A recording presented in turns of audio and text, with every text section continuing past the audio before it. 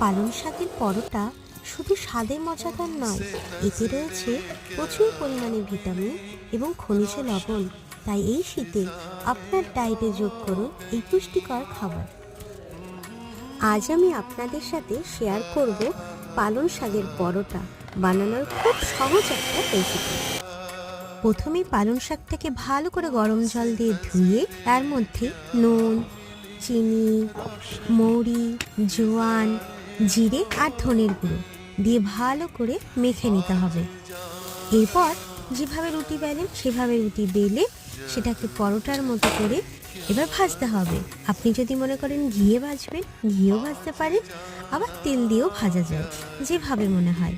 আর তারপর টমেটো সসের সাথে বা আচারের সাথে বা তরকারির সাথে যেভাবে মনে হয় সেভাবে খেয়ে নিন।